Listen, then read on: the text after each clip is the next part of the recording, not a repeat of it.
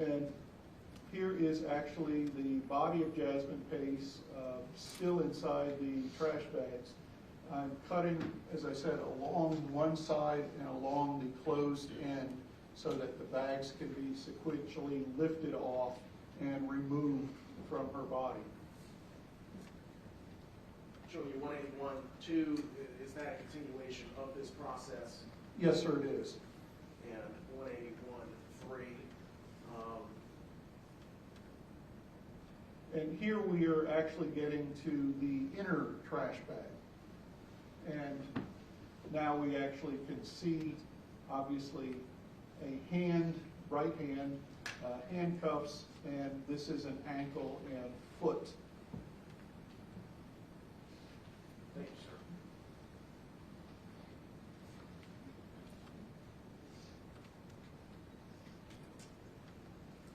Going now to another portion of your autopsy report. Is it broken down into various sections? It is. Typically, what we'll do in order to make it more readable is, at the very beginning, we have a brief outline that says what injuries were found. And then we go into an injury section where we separate the injuries. Sometimes we do this by body locations, such as head and neck, and then another paragraph for torso injuries, and then another for extremity injuries. In other cases, like particularly for gunshot wounds, we'll take one gunshot wound and we'll say gunshot wound A enters here, goes through this body cavity, does this damage, exits here, and then move on to gunshot wound B. But we try to keep everything sort of in a logical, readable progression. And in a traumatic death, the injuries are the most important part of this autopsy. So that section comes first, right after the outline. And then we go to the normal, if you will, dissection part of the individual organ weights and what they looked like and were they healthy or not healthy. And then at the very end, we'll get to what specimens were taken and what findings we got from that. So in this case, you indicated that the handcuff and shackles were a part of the general evidence of injury. That's correct. Were there photographs taken of the shackles and handcuffs, sir? There were, yes, sir. Showing you and the jury 204-1, what are we looking at here? These are the handcuffs, and you can see this is Jasmine Pace's right wrist and left ankle, and these are handcuffed together, and you can see these are not law enforcement handcuffs. These are what you buy at Spencer's or something like this. This is not heavy duty at all. And in fact, they have actually started to rust. In addition, you can see over here, we have a better photo of it later, the shackle that is actually connected or was connected to this shackle over here on the other ankle and the area of the right elbow, or right forearm and elbow. Now, sir, what's the significance of the white item that somebody is holding towards the bottom of this photograph? This is our case number and ruler. Because we're interested in documenting everything, all of our photos, almost without exception, are going to have a scale of measure in them, and the 6-inch gray plastic ruler is a standard throughout the profession. And we're also going to put our case number on it. Now, we have a case number system or a database system that automatically assigns case numbers. We get a call for a death, we assign a case number to it. It generates it based on the year, which is 2022, the month, which is December, and the date, the 1st. And then the following 3 numbers are randomly generated, so the 666 just happens to be generated that way. So all of our photos except for very, very close-up photos, will have the scale and the case number in them. Thank you, sir. Now, 204-2, what are these items? These are the handcuffs that you just saw a picture of on her body. And again, you can see that these are not the typical law enforcement handcuffs. In fact, there's a little lever on each side that can be used to release them. So these, again, are something that would be novelty items as opposed to anything that was used for serious purposes.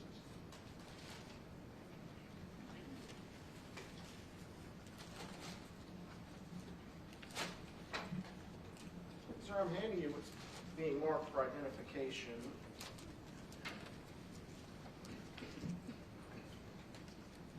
That's 205. Do you recognize this?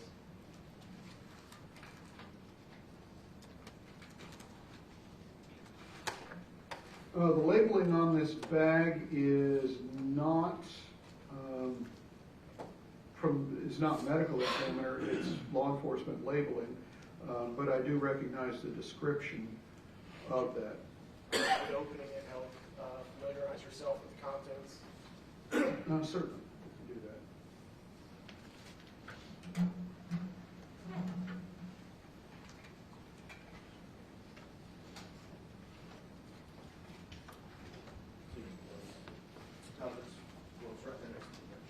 If he needs it. You're welcome.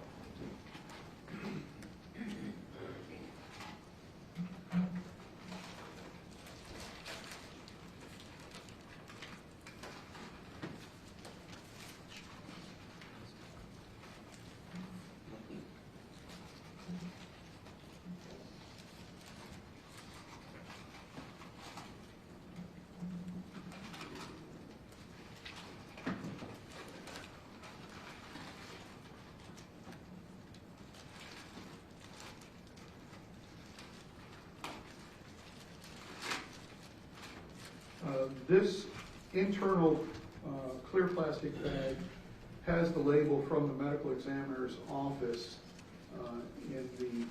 with the description handcuffs Jasmine Pace, along with our label and the seal, etc. Would you like me to actually remove the handcuffs? Yes, sir.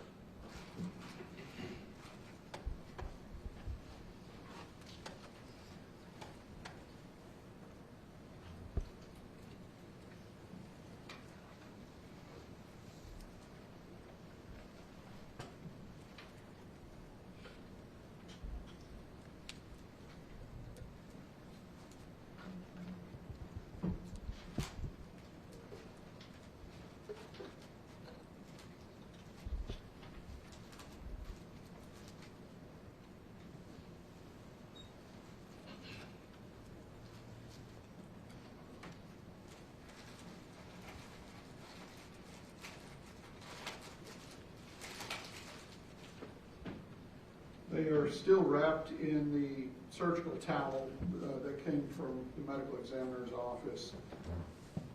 Do we see that towel in 204-2? Yes, sir. That's actually what those are lying on. You can see the edge of the towel up here.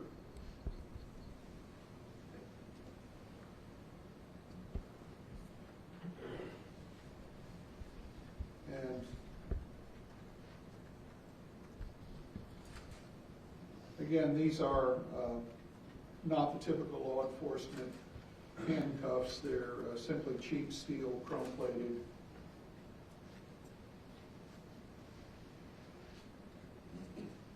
Thank you. And those are the same cuffs that we saw on the screen. Yes, sir, that is correct. The same cuffs that we can see here. Appears to be right hand, right foot. Yes, sir.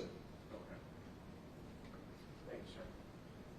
There's another item up there, 206, sir, if you wouldn't mind going through the same process with it. 2 minutes.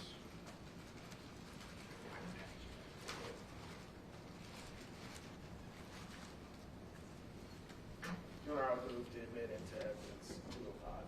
So moved.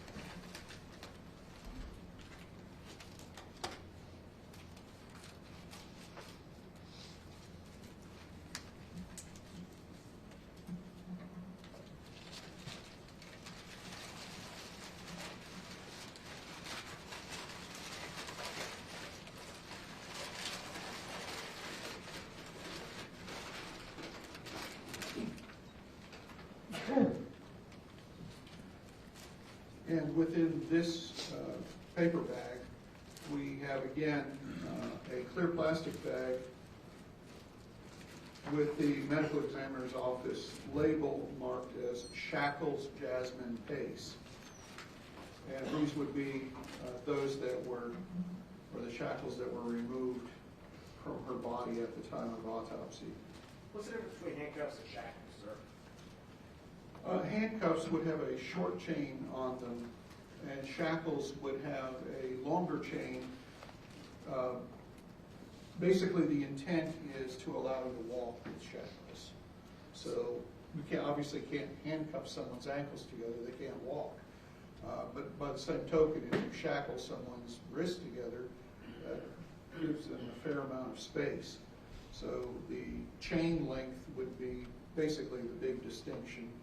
There's obviously many different models, types of shackles, but these, like the handcuffs, are not the typical heavy-duty law enforcement type. They're, again, the sort of novelty type of cheap chrome-plated steel, and you can see that it's basically almost a lamp chain as opposed to a heavy-duty chain, and these would fit together like that.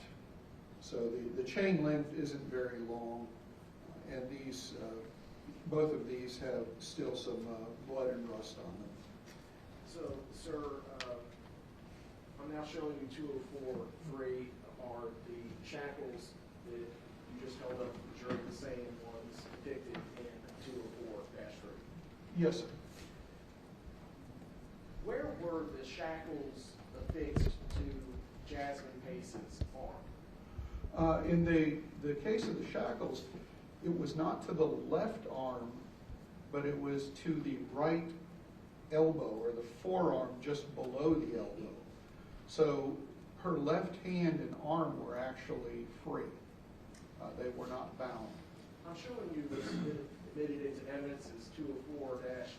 Could you tell us what we're looking at in this photograph? This is Jasmine Pace's right elbow area. You can see this would be the tattoo on her shoulder. This is her actual elbow here. And you can see two lines of rust, basically, along with the pattern of that chain, again, with a rust pattern showing where the shackle was. And in fact, you can see, I think, where the double part of the shackle is over here, right at the inside crook of the elbow. Sir, what is the substance darker in color that's adjacent to the measuring device that you have held up to the elbow?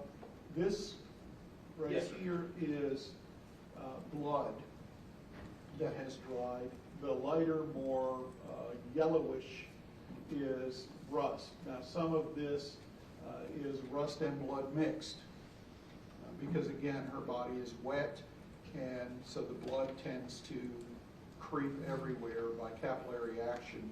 So basically, the entire outside of her body has a thin layer of blood on it. And blood being very oxidizing, I guess is the best way of putting it, does prompt rust. So it's not surprising then that these handcuffs rusted in a wet environment being exposed to blood. Thank you, sir. Going on to the external examination of Miss Jasmine Pace. 62 inches is what in feet? 5 feet 2 inches. 98 pounds, obviously, is just a measurement of weight. How would you describe Miss Jasmine Pace's build? She's a small, fairly thin young female. You also describe down here genitalia atraumatic with a menstrual pad in place. What's that mean, sir? The external genitalia, that would be obviously the labia minora, majora, etc. Atraumatic means there's no trauma visible. So there's no damage, there's no lacerations, abrasions, etc. There is, of course, blood because there's a menstrual pad in place. So rather than a tampon, she's actually wearing a pad.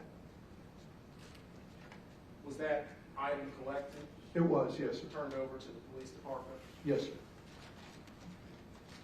So I'm handing you, it's been marked for identification as 207.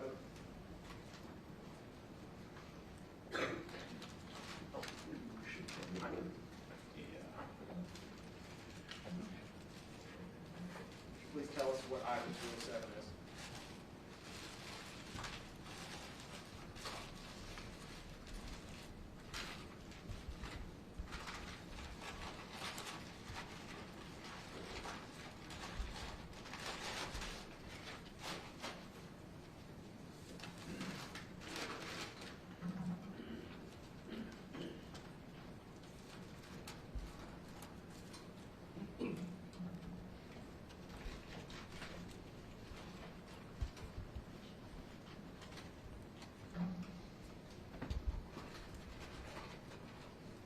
You don't have to fully remove it, do you recognize the item?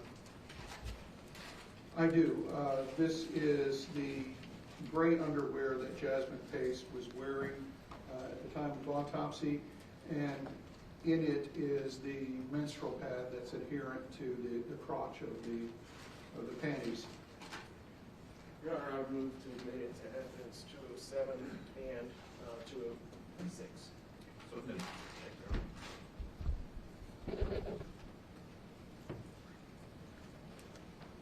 During your autopsy examination, were you able to determine whether Ms. Pace was on a menstrual cycle? She was, yes, sir. Thank you, sir.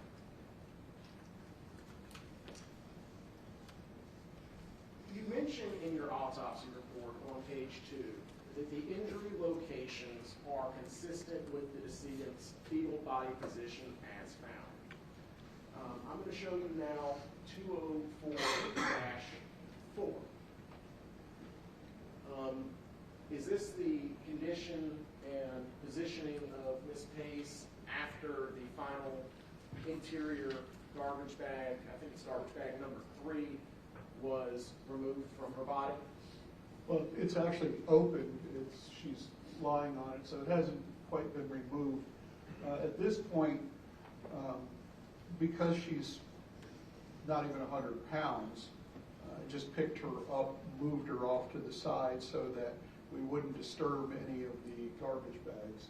So I just physically lifted her, but this is her position, and you can see from the x-rays that this position is documented by the x-rays that we took of her still in that suitcase. But this is obviously a fetal body position, basically knees drawn up, arms drawn up, and in as small a size as possible. Now showing you 204-5. What does this photograph depict, sir? This is after she's actually been removed from the plastic bags and is laid on the autopsy table itself before removing her clothing, the handcuff, shackles, etc.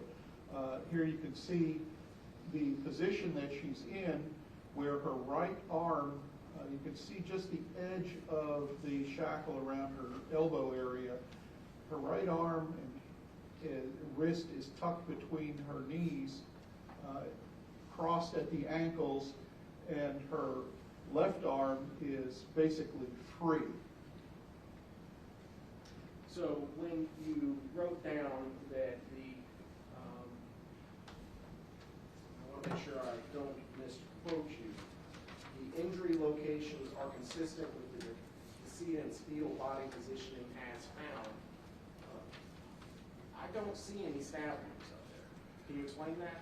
Well, this is actually showing, as you can see, this is the left side of Jasmine Pace's body. The stab wounds are virtually all on the other side of her body.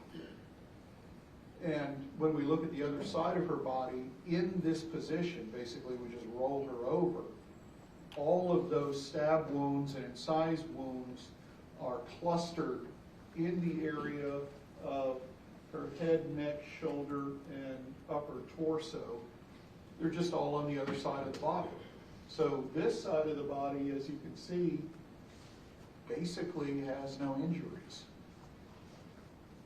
So when you say consistent with the fetal body position, what do you mean? Well, if we have, in a fetal position, by tucking our legs up and getting ourselves into as small a ball as possible, some areas of our body are protected, relatively speaking. Others are exposed.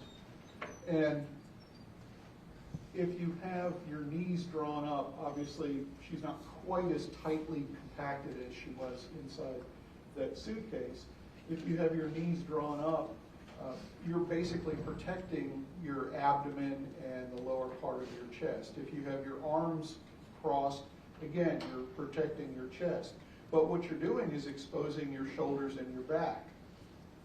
And so the stab wounds clustered on the other side of her body are all in that area that is exposed if she's in that position. And they're all pretty much about from the area of where your rib cage comes together at your solar plexus up. In fact, there's very little that's even below the level of, say, the armpit.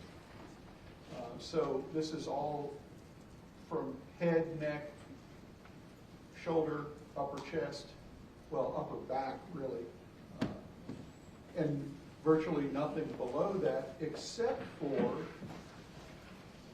that free left arm. Because that free left arm, if we roll her over, that free left arm is up here. The right arm is way down here, as you can see, tucked in between the legs, and there's no injury down there on the legs. So that's protected. It's out of the way. The left arm, however, is not. It's free and it's folded up across the chest. Sir, you mentioned earlier that part of your job as a forensic pathologist when conducting an autopsy report is to look not only at the physical examination of the decedent, but also other evidence. Yes, sir. Have you had an opportunity in this case to look at other items of evidence? I have, yes, sir. Is one of them a photograph of a bloodstain? It is. I'm showing you what's been admitted into evidence as 127-4. Have you seen this photograph before? Yes, sir, I have. Is there any medical significance to the stain that we see in item 127 to the physical evidence that we have as 173? Oh no, I'm sorry, not 173. 158. Carpet. When I first saw this photograph, it immediately struck me, and I think I actually blurted out, that looks like a Shroud of Turin. And what I saw here was basically a recreation of the bloodstain pattern, or a bloodstain pattern that I would expect to see if someone is bleeding in that fetal position that we saw. Because we have the feet and legs down here with the knees drawn up, arm down here, other arm here, head here. Now, obviously it's not exact because it's being absorbed and spread a little bit, but the shape is very, very consistent with not only the positioning of Jasmine Pace's body, but also the size of her body. And so if we look at the size of her body, the positioning of her body, and look at the stain, they overlay fairly well, actually very well. Now, can I say that's absolutely her blood? No, I don't know what testing was done to match that to her. But the stain is extremely consistent with her body as found. Based upon your anatomical observations of her size and shape? Yes, sir. Because the dimensions of her from her head down to her buttocks and from her back to her knees and feet, etc., that matches this very well. And as you can see, we have scales of measure on this piece of evidence, which was done by law enforcement, as well as the scales of measure that we have at Autopsy. So it's very easy to match sizes because we have a scale of measure in both different photographs. So, sir, you mentioned both different photographs. I'm now displaying 204 and 127-4. You mentioned no measurements. Do you see no measurements on the left 204-4? Yes, sir. In fact, we have two of our rulers in this photograph. So if you were to basically flip Jasmine Pace's body over, rotating it on her feet, and just flip it over, she would fit into this stain very nicely. So, sir, in your expert opinion, Exhibit 158, where's Jasmine Pace's head? On this actual exhibit, Yes, sir. her head is, Yours, feel free to stand up if you want a better view. if we look here at this area, that's this area right here, and that's where her head is going to be. Her head and shoulders are right in this area. You mentioned legs and buttocks. And similarly, this is going to be her back with her knees drawn up. There's a foot, knee, and arm.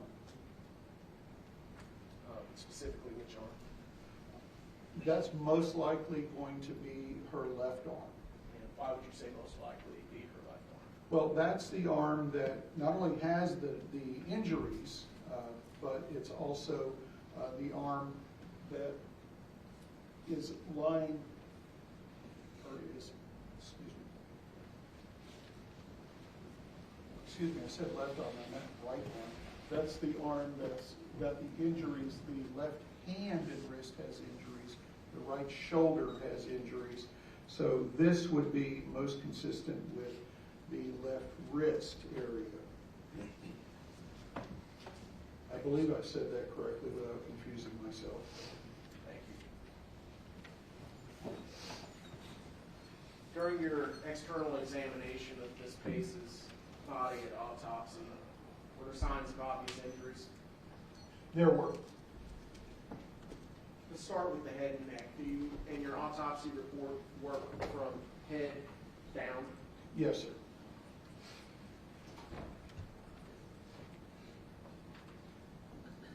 First injury you document, sir, on page 2 of your autopsy report is a 1.5-inch, slightly curvilinear stab incised wound at the vertex of the scalp.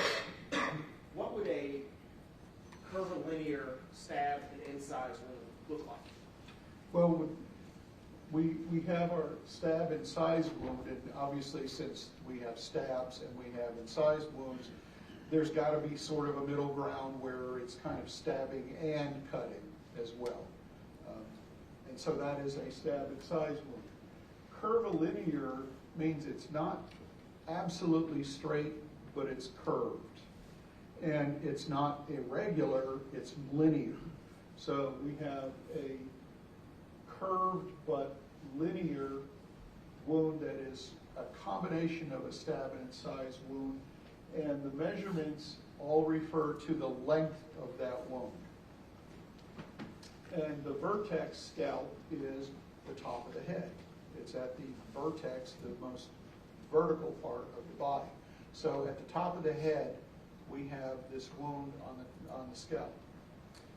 I'm showing you now 204-6. Is that injury depicted here? It is. If we look, here is her forehead. Here's her nose. So just to orient you, so this is forward, and here's that wound. You can see that it's got stabbing characteristic here, and then it slices. So that's where you get the curvilinear stab incised.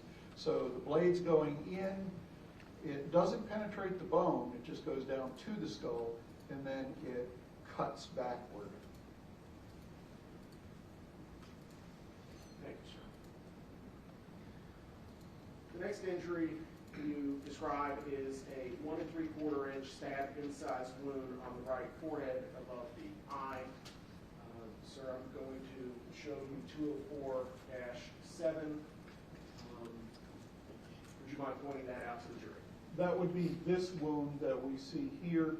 And here, obviously, now we've got what we call clean pictures because we've removed this, washed away as much of the blood as we can. And now we can see the characteristics of the wound themselves. This is that wound that we're talking about. And you can see there's a blush of bleeding around these wounds. So again, these are wounds that have some blood pressure with them, but you also see the underlying fat here. Our fat is yellow. It looks like chicken fat, quite frankly. And so when we see yellow fat, that's indicative of not much bleeding going into that area. So the combination of that blush of blood and the yellow fat would mean this is more likely a perimortem wound. And again, what's perimortem? Perimortem is at or around the time of death.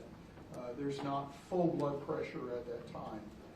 So she's bled enough to drop her blood pressure down. She's in the dying process, but she's not yet dead. Thank you, sir. The next injury you describe is a 1 1/8 inch stab incised wound to the left forehead. I'm now showing you 204-8. Could you please describe this injury to the jury? Here is that injury. It basically cuts across the eyebrow and goes under the brow ridge itself into the eyeball itself, so that her eyeball is actually ruptured. So the wound track here is downward and backward.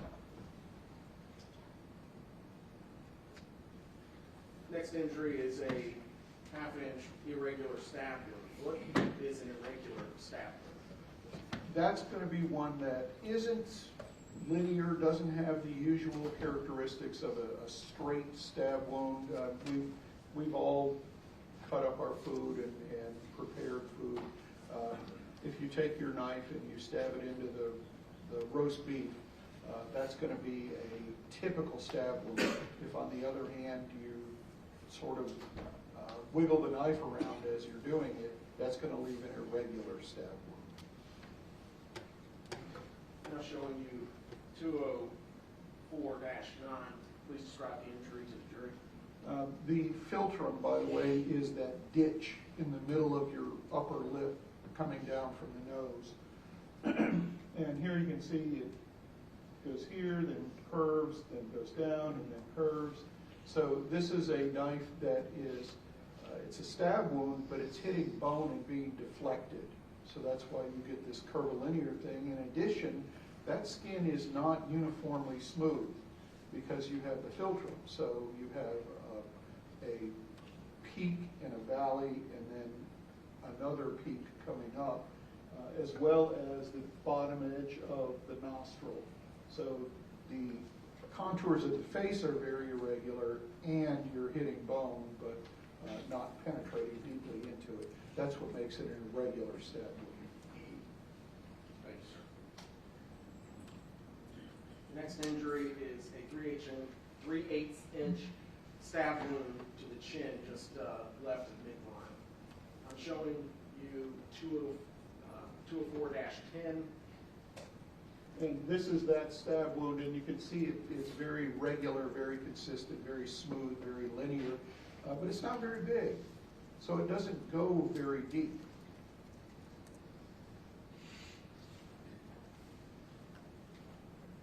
But this also has that blush of hemorrhage around it. And when you say hemorrhage, you just mean bleeding? Bleeding, I'm sorry. Oh, no, no. Yeah, hemorrhage means bleeding. Thank you, sir.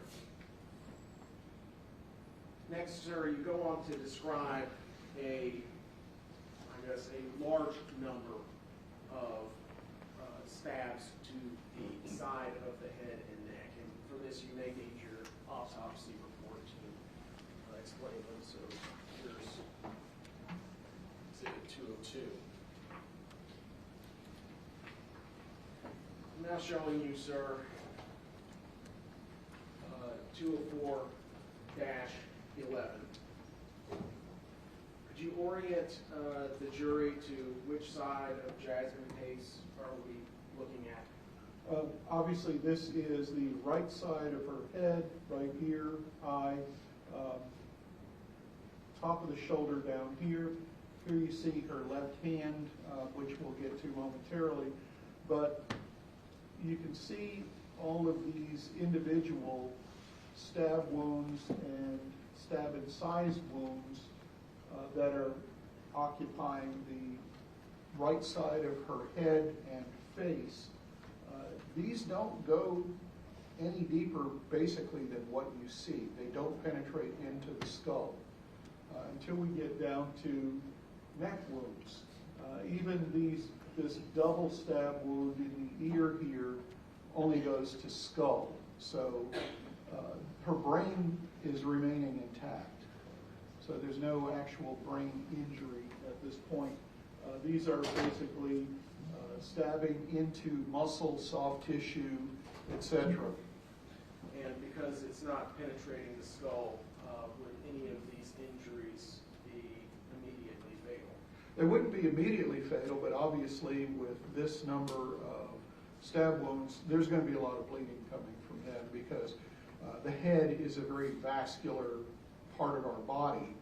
And any one of us, particularly bald people who have bashed your head somewhere, know scalp wounds bleed. They bleed a lot. And facial wounds also bleed. So these are going to do quite a bit of bleeding. When we get down to these wounds in particular, these are significantly deeper. This one just behind the ear and at the lower edge of the jaw. They don't cut into large arteries or veins, but they do go deeper, and so they do cut through a lot more muscle. Doctor, are these injuries that we see on the screen, 204-11, slashings? Well, they're mostly stab wounds. Some have stab incise characteristics. That is, the blade comes in, and as it's coming out, it doesn't come straight out, but it cuts its way out and back. So instead of going straight in and out, it's in and then out at an angle. So you have more of an incised characteristic to, say, for example, this one.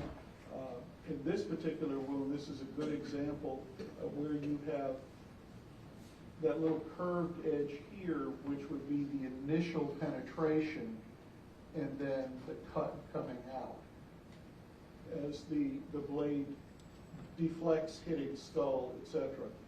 So when you see this little fishtail,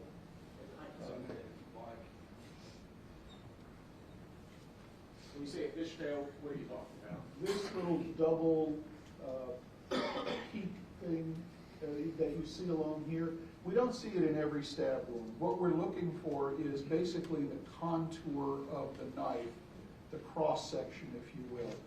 We look for a blunt edge, that's going to be the spine of the blade or the back of the blade. In a single edge knife, a double edge knife, of course, will not have a blunt edge, but a thin single edge blade frequently doesn't show you a good blunt edge. The other thing we're going to look for are the fishtails, as you can see here and here. And that's because things are in motion. As the knife comes in, it creates one of those little fishtails, and then a little bit of motion as it's coming out creates the other fishtail. So you have one coming in, and then a little rotation, and one coming out. So that tells you the edged part of the blade, or the edge of the blade. Even if you don't have a good blunt edge to see, that tells you where your sharp edge is. Sir, if Miss Jasmine Pace was in the fetal position at the time of the infliction of the injuries, are you able to tell anything about the, I guess, direction from which the penetration stab occurred? Well, these are all going away from us, and with variable degrees of forward and backward or downward, for the most part downward. Some of these on the skull, they're shallow enough that it's hard to get a good directionality, but they are all coming from her right to her left, and for the most part a bit downward.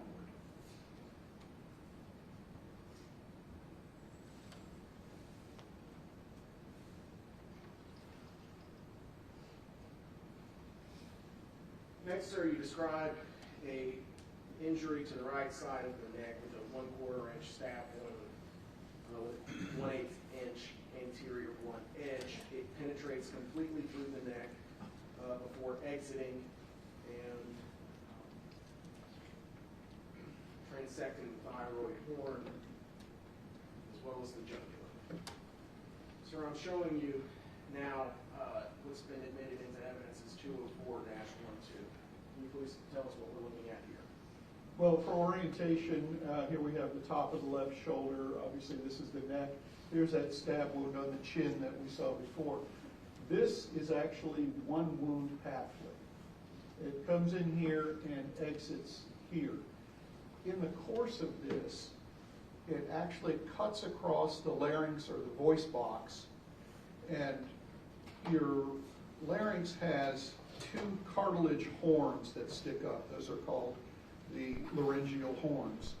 And they're about the size of a pencil lead. And the one on this side, the left side, is completely severed.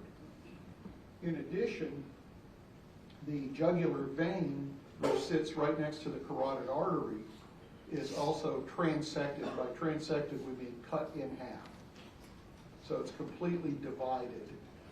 The blade actually goes through the top of the larynx and cuts through the epiglottis. The epiglottis is what closes off your airway so that you don't choke to death on food.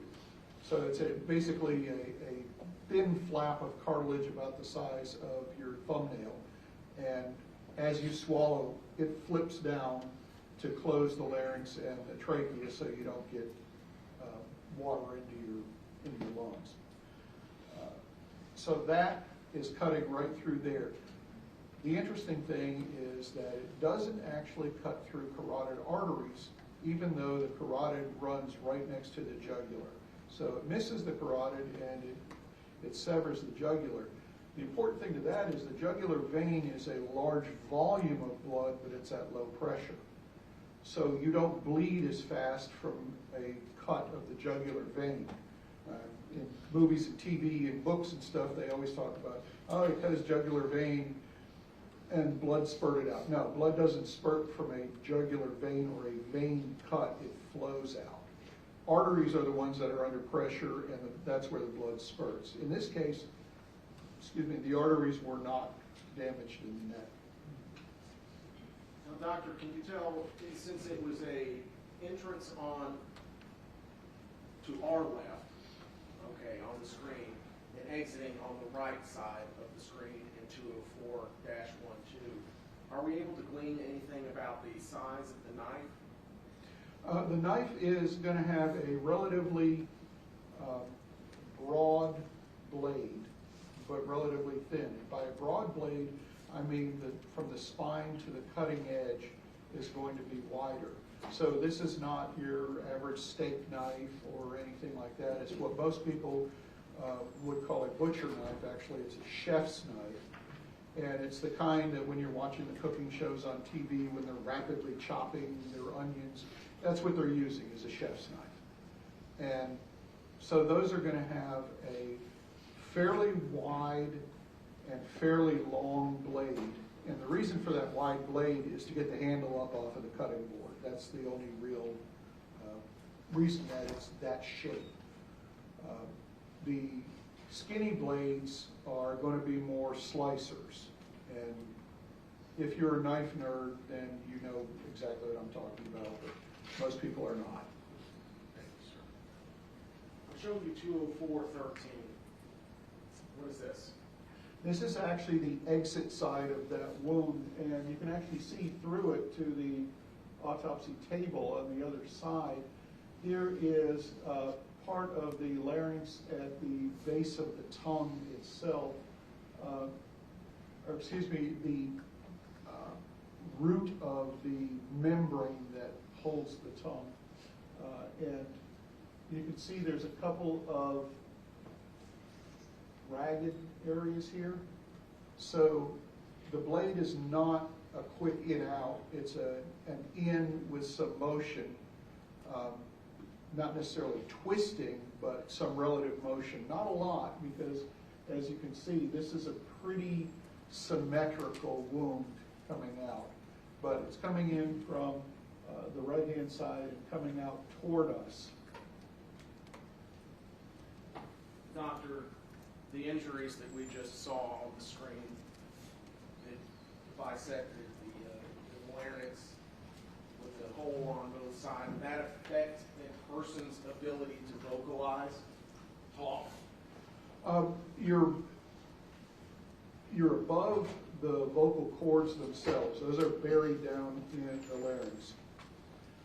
So you can actually make sounds, but because the sounds that you would make are not just made by your vocal cords, they're made also by the back of the throat and the tongue, but you now have that air escaping out of the sides. And so what used to be one pathway is now three. So in combination with that, we have bleeding, and a fair amount of bleeding. And so that blood pouring into that area is also going to affect the ability to vocalize, at least vocalize in anything intelligible other than just sounds, wheezing, gasping, bubbling, that sort of thing. You also mentioned damage to the thumbnail-sized flap. I forget the term. The epiglottis. The epiglottis, that was damaged as well because of that wound? Yes. What would the end result of that be with blood beginning to come out of the jugular vein? Well, you're not able now to close off your airway. So now the blood is flowing down in your airway from that jugular vein. Of course, it's also coming out of the neck on both sides, but it's flowing down into your airway as well, down your trachea into your lungs.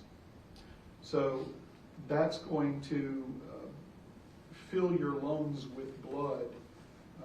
It's not to the point of, quote, drowning in your own blood, but you are inhaling blood and filling your lungs with blood.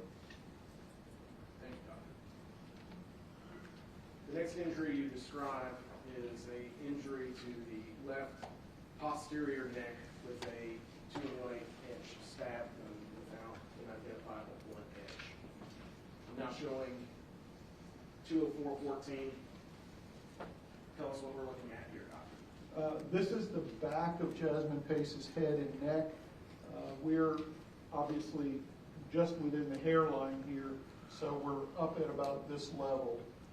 And you can see this is, again, a stab in size kind of a wound where you can see the layers of skin, fat, muscle, and you're almost down to skull. But there's a lot of muscle back here in the back of your neck. And so this does not actually go down to damage the skull. So this is basically as far to the left as the injuries get. And certainly given her position, and this being right across the back of the head and neck, it can easily be done from the right-hand side as well. Are we able to tell anything from the coloration of the wound and the area skin around the wound that we see on the screen? Yes, this is one of those that would be certainly a perimortem wound. You don't see any blush in the skin around it. The skin itself, the cut edge, shows almost no bleeding, a little bit up here. The underlying fat is still quite yellow. And the superficial layers here of the fibrous tissue have almost no bleeding in there. So this is definitely going to be a perimortem wound. It's possible that it's even post-mortem. But again, this is just a gradation. There's no rigid distinctions between them, because obviously when you're bleeding to death, you don't bleed to death all at once. It takes a little while. Thank you, Doc.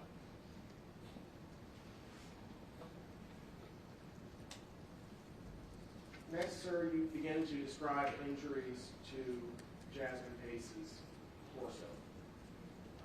And you describe it as a cluster of stab wounds on the right upper back from the base of the neck to the level of the axilla.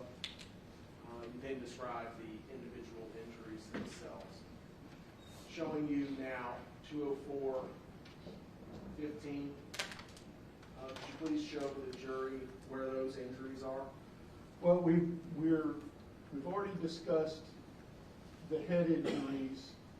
We haven't yet discussed the arm injuries, so we're in this area right here. So from the base of the neck down to what's called the posterior axillary area. The axilla is your armpit, and you have two folds of skin, the anterior or the front and the posterior or the back. And you can see that when you lift your arm up and look at yourself in the mirror. You've got basically two columns that define the front and back of your armpit. So this would be the posterior axillary area, and so we're looking at this cluster of stab wounds. So, sir, the cluster of incised wounds on the upper back with a 1 1/4 inch horizontal stab with a discernible blunt edge at the web of the neck would be where? We're in this area right here. So that's the injury that you described there? Yes, sir. Okay. Next, you describe a horizontal 3-inch incised wound and a similar horizontal 1 3/16 stab incised wound, which are above the scapula. Yes, that would be this fairly large wound here. You can see it's still fairly regular, but it has some irregularity to its contours. You then mention a pair of horizontal 7/8 and 9/16 inch wounds just below the spine of the scapula. Those are these wounds here. When we talk about the spine of the scapula is your shoulder blade. And we're not talking about the spine of your back, but the shoulder blade is a sort of triangular shaped bone. And in its upper portion, it has a ridge of bone that goes sideways. That's what supports the back of your shoulder. Your shoulder is not actually connected to anything other than your scapula and your collarbone. So that ridge of bone that runs horizontally is called the spine of the scapula. So we're not talking about the spine of the body, but of that one bone. And that runs in this area along, well, right about here. And on some people, you can see it if they're thin enough. You can see that spine of the scapula. You can sometimes even make out the shape of the scapula itself. But that's what we're talking about. And finally, sir, you described an oblique 1 5/8 inch stab wound in the posterior axillary fold. That would be back here. So that wound right there. Yes. Sir, are you able to tell anything from the direction of the knife into Miss Jasmine Pace's body if Miss Pace was in the fetal position as found? Well, the position that you're seeing here would be the wounds are all following the same basic directionality. They're all going from right to left, variable degrees of front to back, and variable degrees of up and down, but not deviating very far. So there's not any that are going sharply downward or sharply upward. They're going basically right to left, some a little forward, most of them not really backward at all, until we get to some of these other wounds here. But these, including the neck, would be going to the left and a little bit forward, which would be in that position downward relative to the ground if she's in that fetal position. So, doctor, what we see on the screen with 204.15, given the fact that this is the underside of the carpet, would Jasmine Pace's body be oriented so that her head and right shoulder would actually be up? Well, up from what we're looking at is the back of the carpet, so everything is flipped. So her right side, the side that we're seeing here, would be the side that is actually touching the fuzzy side of the carpet, the side that you walk on. So we would need to flip it over. Yes, while we are, what we're doing is we're looking at the reversed image, if you will, because we're looking at the back of that carpet. So if we make the carpet transparent, if you will, and then lay it here, that's what we're seeing. So if we were to fold the carpet, Forward, stand up. if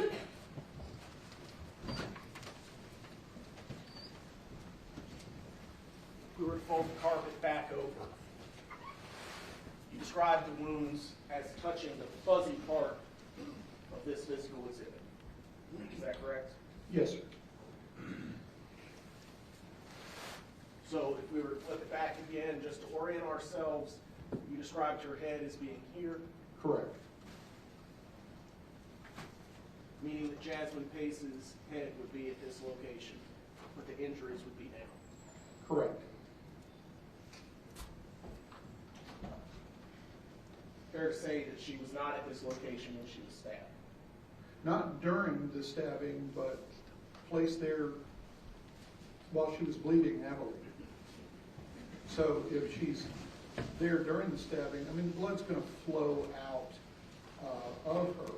But if she's lying on her left side, as opposed to her right side, the blood is going to flow into her body cavities because there's no holes for it to flow out of the body cavities on the left side of the body. So she has to be actually stabbed and then rolled into that position, and then the blood flows out. Now, she could have very easily been a foot over this way and simply rolled over after she was stabbed, but obviously you can't stab from underneath the carpet, but we have to have a pathway for her blood to come out. And so that means that she has to have the right side of her body, all of these injuries, to allow the blood to leak out of her body or flow out of her body. So that puts her with this side of her body against that while she's actually bleeding to death. Thank you, sir. Next, you describe a gaping complex wound with an oblique 2 3/8 inch stab wound crossed by 2 vertical stab wounds of 1 1/2 inches in the mid-scapular region. He described the blade penetrating the scapula, entering the oral cavity through the third intercostal space and the fourth rib, which is splintered. He then states that the end of the knife fractured off and remains in the lung. I'm now showing you 204-1. Would you please point out that knife blade to the jury? This is the end of the knife. It's a little bit rotated. It's not flat on, but this is where it is in her lung. Thank you, sir. Now, going back to 204-15, could you please point out the gaping complex wound that you described earlier? That's this wound right here. And you can see you've got one pathway here, one there, and then there's another here. So you've got the big wound and then the two crossing wounds. And the dark area here is actually going into the chest cavity, the pleural cavity. So when we perforate the scapula, as it goes in and comes out again, and it hits the third intercostal space. The intercostals are the muscles in between the ribs. So the third rib has the third intercostal space below it, right above the fourth rib. So when we say the third rib down and the third intercostal space, and then the fourth rib, what we're talking about is the area of muscle in between the third and fourth ribs, and then the fourth rib is actually splintered by the blade. So it's not just a cut through, but it's splintered in multiple fragments. Sir, are there any vital organs inside the pleural cavity? Certainly the heart and lungs. In this case, the knife blade actually goes into the right lung, and it's snapped off with the end of the blade actually propped up against the fourth rib, with the tip of the blade still embedded in the lung. How deep into Jasmine Pace's chest did that knife blade penetrate? Well, if we look at the end of the knife blade that's broken off, I believe it's 2 inches, if I'm not mistaken.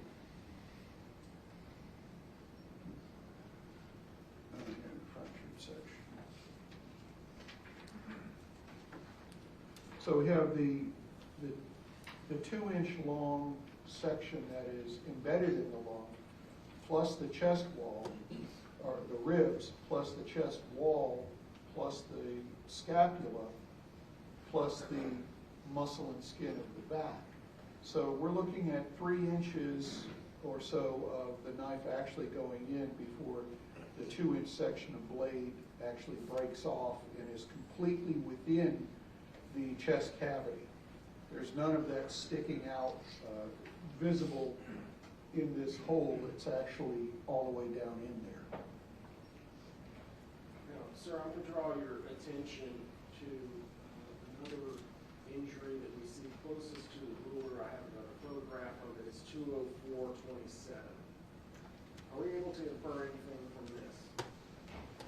This is one of those stab wounds that doesn't really have a good blunt edge to it. Again, this is going pretty deeply into the body, and I believe this one is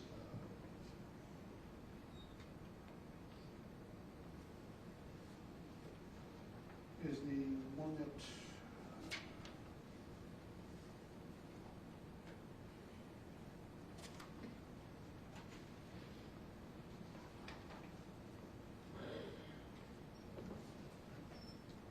goes into the shoulder just above the axilla and fractures the second rib posterolaterally, and that means the back side, or the side and back of the rib. So what we're looking at here, here's the armpit right here. And so this blade is going forward and a little bit upward, and it hits the back of the second rib and breaks it.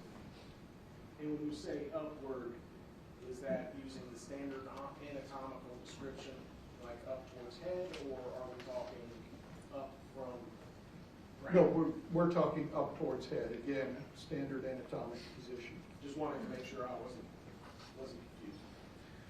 Doctor, were you ultimately able to recover the knife blade from Jasmine Pace's chest? I was, yes, sir.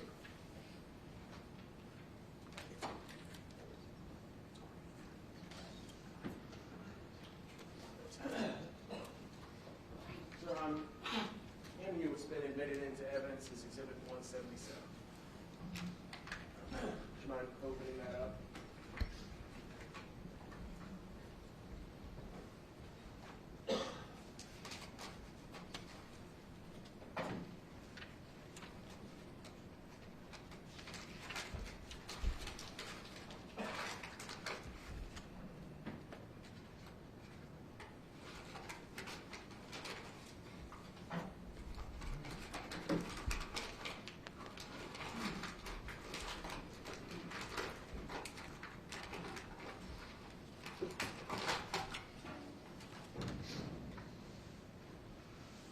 This is the cup that contains the broken end of the knife blade as recovered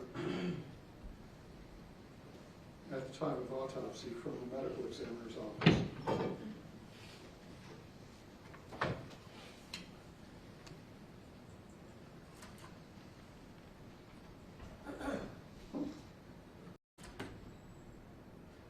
And you can see that it has the general contour of what you'd expect to see from a chef's knife. I can't tell you exactly how long that blade is because they vary in how wide they are. But you can see the very tip end of it is broken off, and that was not recovered at autopsy.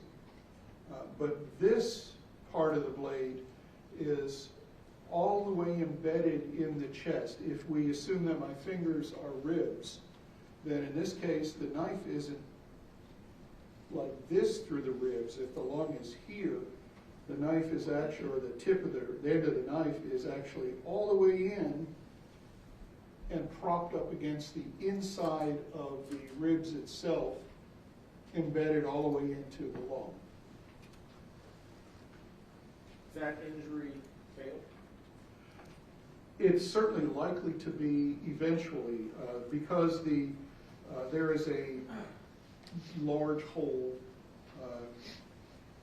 from the chest wall into the pleural cavity, that is the chest cavity. There's no longer a vacuum in there, and our lungs rely on having a vacuum inside our chest cavity to expand. As our diaphragm goes down when we breathe, it creates more vacuum and air gets sucked in that way. If you make a hole in there, we no longer have a vacuum. So then that right lung basically becomes non-functional. There's still blood flowing to it, so of course it's bleeding, but it's not doing you any good in exchanging air because you can't get any air into that collapsed lung. So the only lung that's working for you is your left lung. Thank you.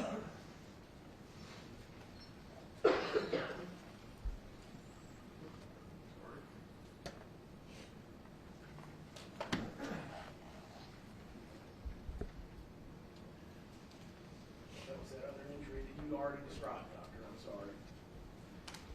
Next, you describe a contusion, 3.5 by 1 inch to the right chest. Showing you what's been admitted into evidence is 204-17. Can you please point out the large contusion, 3.5 by 1 inch? That's this contusion here. It actually has a little blood blister in the middle of it. This is the back of Jasmine Pace's torso. Her front is here. You can see her armpit here, and this is the right upper arm.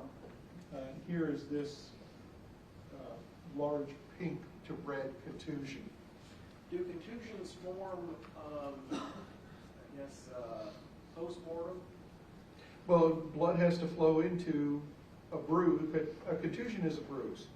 And so blood has to flow into the area because what you're doing to make a bruise is crushing tissue. And when you crush tissue, you actually rupture capillaries, and the capillaries leak into that area. That's how we get a bruise. And so you actually have to have blood pressure to flow into the area of damage before you get a contusion. So how long does it take for a contusion such as that to form? It can be a matter of minutes, depends on what the blood pressure is and how much damage is done. Obviously, you damage more capillaries, you're going to get more bleeding, and so the contusion is going to become visible. The other thing that matters in the formation of a contusion is how deep is it, which again goes back to how much tissue did you crush. A small bump may not pop up a bruise until later on that day, possibly even the next day. But you fall off a ladder and you give yourself a really good whack, you're going to have that contusion by the time you pick yourself up. So again, a lot depends on how quickly or how much damage is done will depend on how quickly the contusion or bruise shows up. Sir, in this case, how deep was this contusion? This one goes through skin, through the subcutaneous fat, and just to the outer layer of chest wall muscle. So this is a fairly deep contusion. It's not one that involves a lot of the chest wall muscle, but it's not trivial either. When you say it's not trivial either, are you able to describe the amount of force that would cause that kind of injury? Well, the amount of force is frequently asked, and as forensic pathologists, we don't like to do that because there's a lot of variables involved.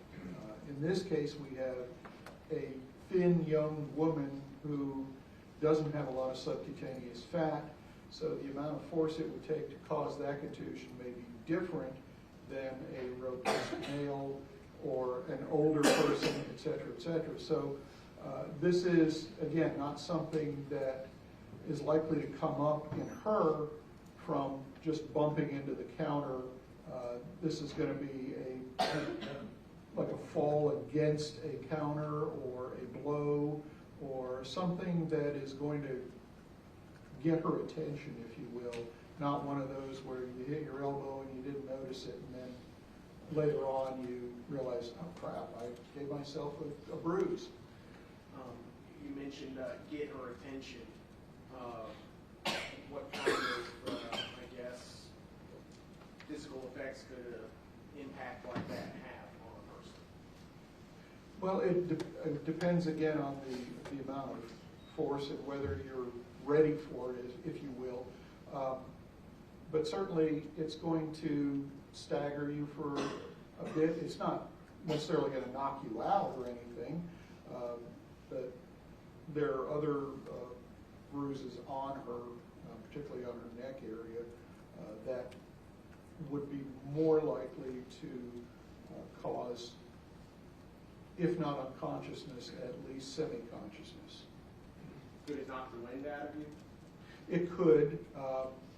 Typically, that's caused by a spasm of your diaphragm, but a blow there can cause you to have that wind knocked out of you effect, which is your diaphragm suddenly quits moving because the nerve in it has been overloaded and basically gets short-term electrocuted, and so it spasms down. That's why you can't breathe, because your diaphragm doesn't work. Thank you, sir.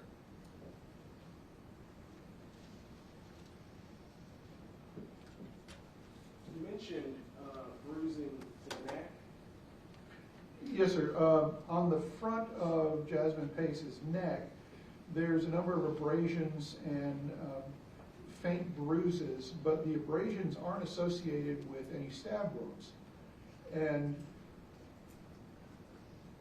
typically, this would be an indicator of we need to go and do a formal layer-wise neck dissection looking for things like manual strangulation. But if you already have a stab wound that goes clear through the neck, there's going to be bleeding into those neck muscles that we would be looking for. And so that basically negates the use of those neck muscles. We call them strap muscles because they're thin and flat. And the only other things we would be able to use would be the larynx, typically those thyroid horns that we talked about that stick up and are about the size of a pencil lead, or the hyoid bone. And in young people, that's problematic because young people are flexible. We all know this. And in a young person, your hyoid bone isn't yet fused. It's still in 3 pieces. So it's very flexible. You can squeeze it from the side and it won't break. The larynx is the same way, very flexible. You can squeeze it. When you get old and you start to calcify these things, then they become rigid and brittle. And that's where we'll see fracture. So in her case, in Jasmine's case, there's no fracture of the hyoid bone, but it is quite flexible, and there's no fracture of the thyroid cartilage, except for the knife blade cutting off that thyroid horn. But again, she has a very flexible larynx. So can I tell you that she was manually strangled? No, I cannot. The only thing I've got is the abrasions on the outside of her neck, a little bit of surrounding contusion that may be associated with it, but don't have to be. I'm showing you 204-12. Would you mind pointing out those observations that you just made to the jury? This is what we're talking about here. You can see these reddening areas along here. Those are bruises, because bruises, again, is just bleeding into that area. And you can see it around here, too, where we have that blush of hemorrhage. And we actually have some abrasion on the front of the neck. And remember, there's no clothing on her. So we have unexplained bruises and abrasions on the front of her neck. They may indicate a degree of manual strangulation or choking, but I can't tell you definitively that that is what happened. It's simply that that's a marker that is consistent with that and frequently seen during that. Thank you, Doctor. Next, moving on to the extremities, you described an injury to the right shoulder with a 3.5 by 1.25 complex incised wound compromising 4 incisions. I'm now showing you 204-15. Could you please point out the injury that you're describing there? This is that injury, and you can see that it doesn't go very deep. These are slices.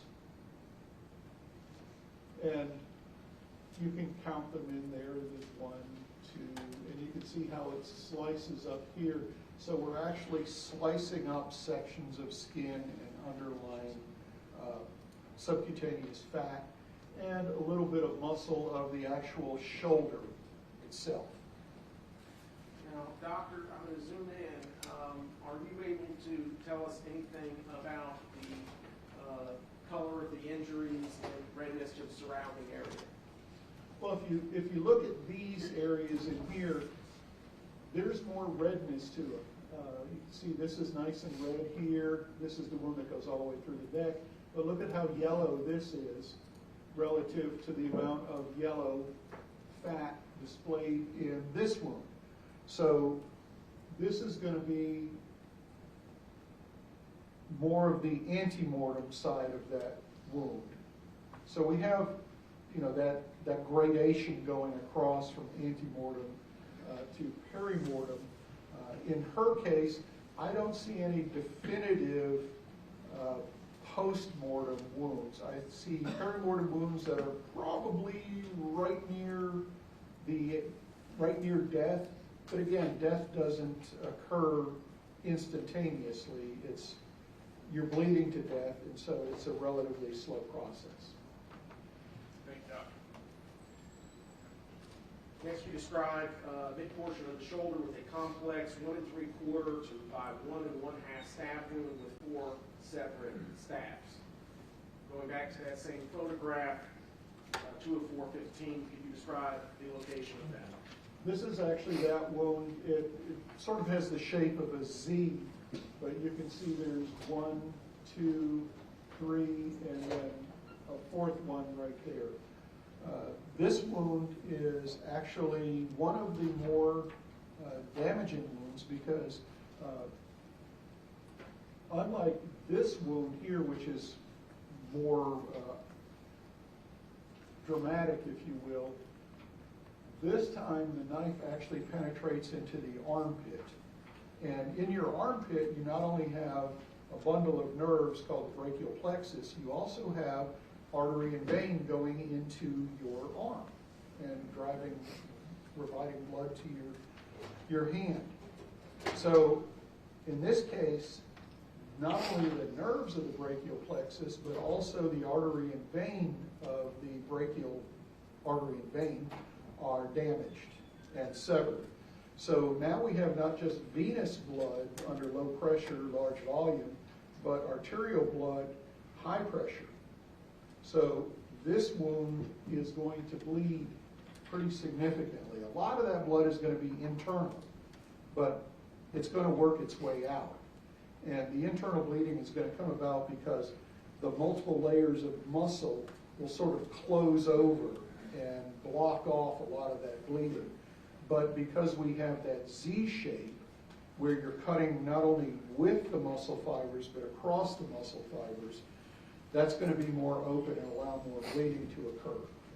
So this one is going to bleed pretty significantly.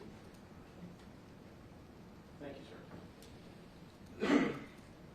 Next, you describe just below the complex wound, a blade 1 3/8 inch stab wound with a 1/8 inch blunt edge. Both this stab wound and the complex wound penetrate the axilla as described to the jury. Sir, showing you, going back to the same picture, 204-15, where is that?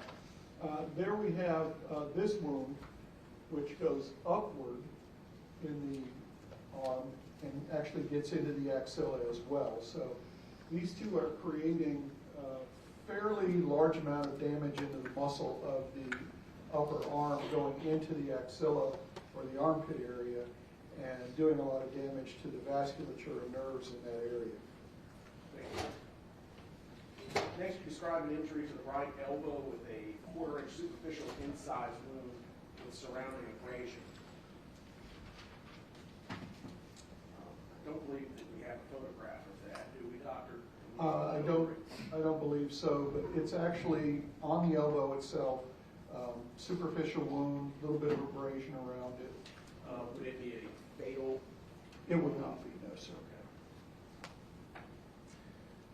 Next, sir, you describe a right wrist with a 2 3/4 inch incised braided contusion on the ulnar aspect with a 1/2 inch contusion on the radial aspect. I'm showing you 204-18. Would you mind pointing that out for us? This is the contusion on the ulnar aspect. Actually, here, this is the one we were just talking about. Oh, okay. The bones of the forearm are the ulna and the radius. The radius goes to the thumb. And so the thumb side is the radius and the ulna, the little finger side is the ulna. So if we look at the outside of our arm, forearm, that's the ulnar side. And so this bruise here, this contusion, is going to be the one on the ulnar side. There's also another one on the radial side or the thumb side.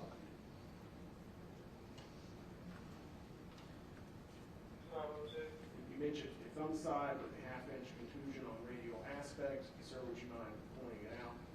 That's right here, Next to the tattoo. next to the tattoo with the handcuff. Judge is 20420. Sir? Next, sir, you describe a incised wound to the right palm with a 1 1/4 horizontal incised wound of the distal undetermining just proximal to the ring in the fingers. I butchered that. Sir, would you mind pointing out that injury? This is that injury. You notice all the wrinkling of the hand that whenever we're in water, we all see it. We call it washerwoman skin. More formally, it's immersion changes. But the undermining is what we call the term used when the blade scoops under the skin and cuts. And we've all done it to ourselves. But in this case, you have sort of a curvilinear shape here, and instead of a stab going in and through, it's more of a slice. But it doesn't come this way, it comes this way. It comes from the palm toward the fingertips. So that's what that distal is. Distal means toward the outside, proximal means toward the core of the body. So distal undermining means that the wound itself is cut this way. Is that the only injury to the right arm and hand? Yes, sir. Thank you. Next, we move on to the left arm. No injuries to the upper arm and forearm. But you describe a 1/4 inch superficial stab wound to the right wrist, showing you, the left wrist. I'm showing you 204-25. Can you please point out that injury? That's this wound here. You can see it's relatively small, and the anterior surface, again, using that standard anatomic position, anterior means front. So our hands, palms of the hands are toward the front. So the anterior surface, it's also called the ventral surface. The back is the dorsum, the belly of something is called the ventral. When we go fishing, the fish have a vent. That's on their ventral side. That's this wound, and it does not go in very deep and does not sever the tendons that go to the arm, or the hand rather. The next injury you describe is a injury to the wrist, 1/4 inch vertical stab wound, showing you 204-22. That's on the ulnar surface there. Again, you can see that this is the outside, the little finger side of the hand. Thank you. How do you pronounce that word? Sorry. Posterior ulnar. What that means is the ulnar, or the little finger side, and the posterior, or the back. So the back little finger side of the wrist, which would be this area right here. Has a 2 1/4 by 3/4 inch stab wound comprised of 3 separate stabs in an arrowhead shape. They penetrate the ulnar. Is that a bone, sir? That is a bone, yes, sir. And incise the ulnar artery. Sir, I'm now showing you 204-15. Would you mind pointing out where that wound complex is? That's this wound here, and again, we have an injury to an artery. And the ulnar artery is not a real big artery, but you can sometimes feel your pulse in that. Most people, when they feel the pulse in their wrist, they go for the radial artery, but there's also one at the ulnar artery. And so this is cut as well. So not only do you have fracture of the bone and incised wounds of the area of the wrist, you've also got an incision through an artery. So we have the jugular vein in the neck, we have the axillary artery in the armpit, and now we have the ulnar artery in the wrist. So we have two sources of arterial bleeding and one source of significant venous bleeding. The jugular vein is, as you would expect, a quite large vein, since it brings blood back from the head. Now showing you 204-23, you describe an arrowhead shape. Can you point that out to the jury? That's actually, we could probably see it a little better in the other picture, but basically we're talking about this area here. Thank you, sir. Next, you describe a 5/16" superficial stab wound at the junction of thumb and wrist, showing you 204-24. And that's this. You can see a little bit of skin that's actually pulled up because the tip of the blade doesn't go in very far and just lifts up a little bit of skin. This doesn't go in deeply. It doesn't hit any major vasculature or bone.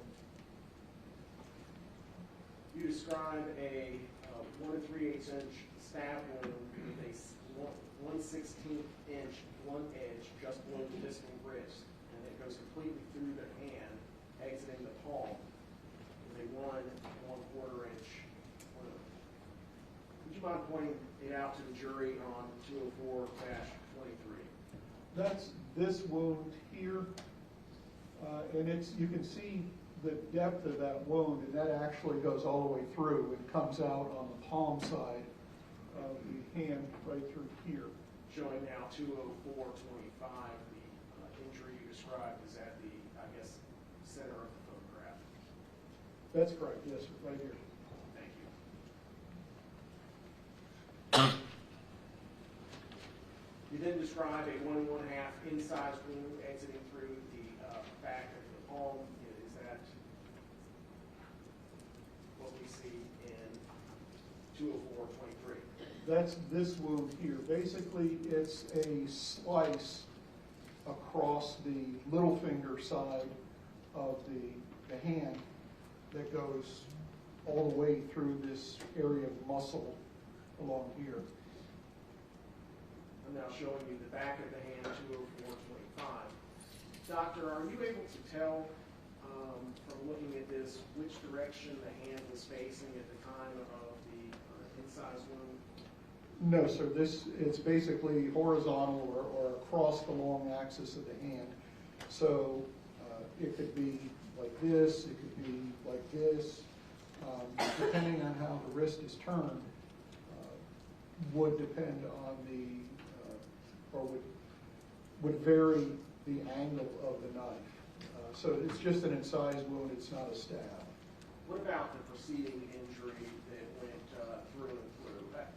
Don't use the term, I'm sorry. That entered on the dorsal side and exited on the ventral side? That actually obviously is coming from the back or back of the hand toward the palm.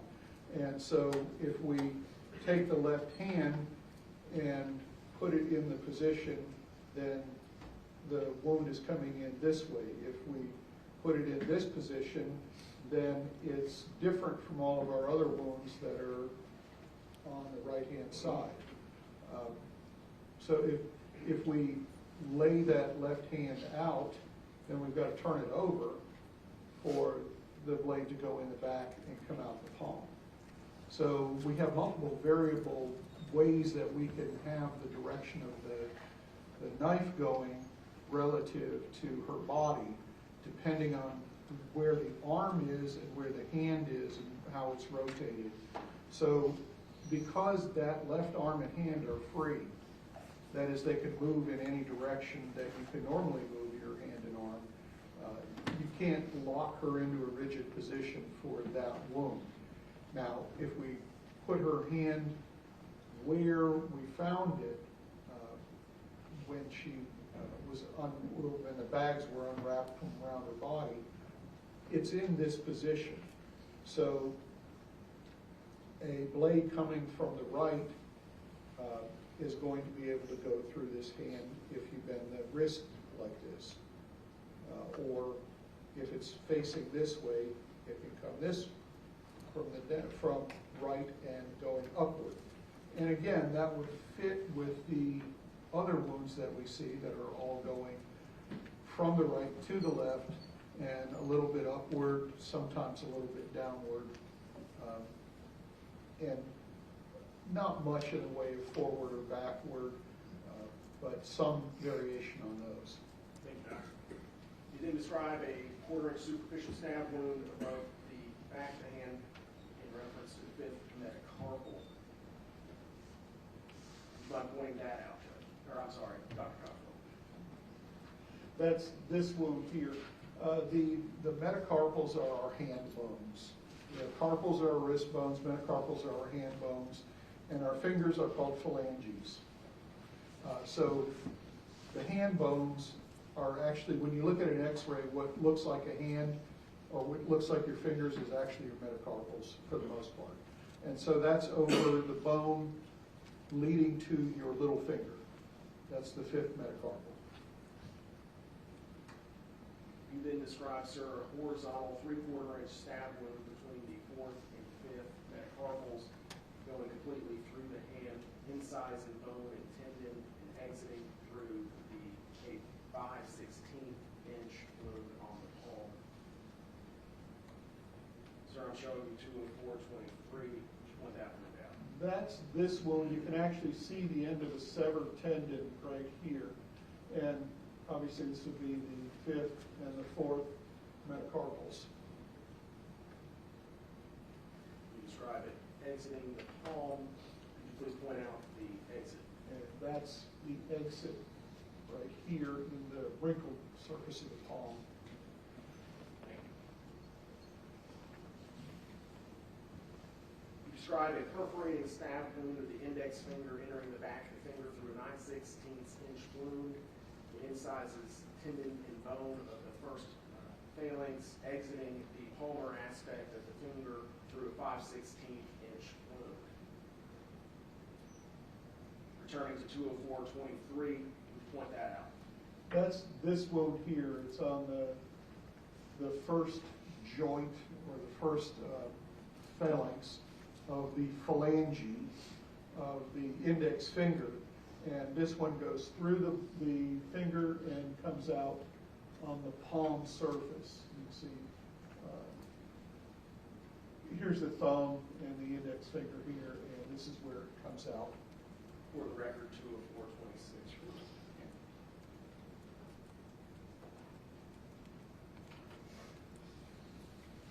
Doctor, you said earlier. General, I mean to catch up, not first. Not first.